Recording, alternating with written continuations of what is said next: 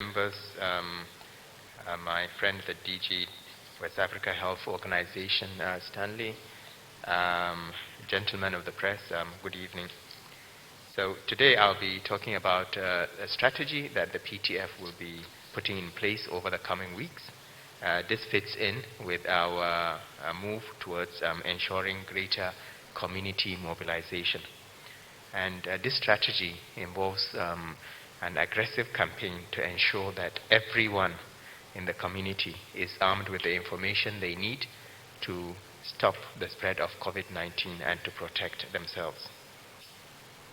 It will empower communities to self-mobilize within their interest groups and collectively practice and enforce prevention measures. We will be involving communities across all 774 local governments in the country. It's a campaign for everyone, the young, the old, male, female, those with disabilities, everyone.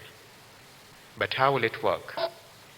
The PTF will be engaging partners across the various states using existing assets, existing community engagement structures that we already have to disseminate COVID-19 messages right down to the grassroots. These partners include the National Orientation Agency, the Nigeria Red Cross Society, UNICEF, the National Council of Women Societies, Jamaatul Nasrul Islam, Eradua Foundation, Nigeria Interfaith Action Association, the UN system, and many more.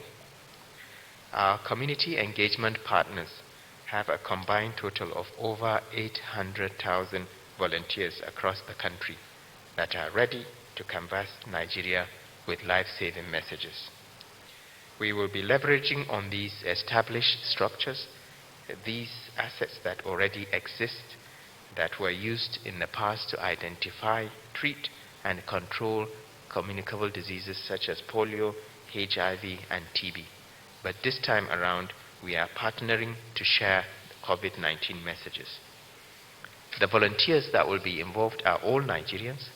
They live amongst us in our rural communities, in our urban areas.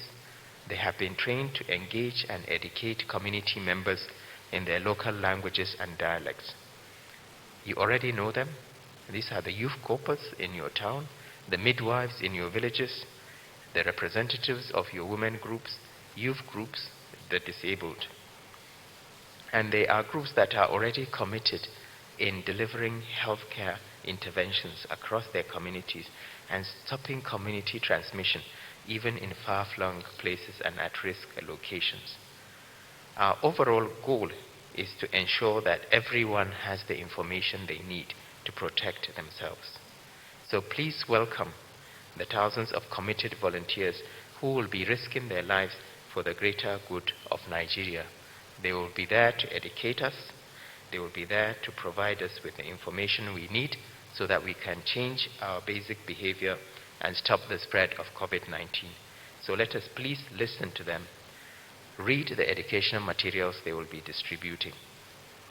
We can all be part of this solution by taking more responsibility and enforcing safety precautions within our communities and our homes. Therefore, I'm calling on the general public to please cooperate with these volunteers and to also take action on our own. So, for instance, if we see people gathering, let us urge them to disperse. If you see family members not obeying advisories, let us try and correct their behavior. If someone isn't wearing a mask, it's part of our responsibility to advise them appropriately. The federal government will continue to create an enabling environment to contain the spread of the COVID-19 virus. But again, we cannot really be everywhere. The PTF cannot be everywhere, nor can it do it alone.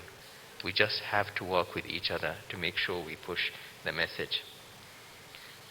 Finally, in terms of appreciation, the PTF would like to appreciate the coordination effort of the African Union through the Africa Center for Disease Control and Prevention, otherwise called Africa CDC. Their contribution led to the smooth distribution of the JACMA donations recently. This donation and other support to African countries has been made possible because of several partnership initiatives cultivated under the Africa CDC-led Joint Continental Strategy for COVID-19. The strategy has also guided Africa's response and has helped Africa to make tremendous progress in fighting the pandemic. I would also like to thank the West Africa Health Organization for supporting the country and also for supporting Mr. President in his important role as the champion of COVID-19 in the West Africa sub-region. Thank you.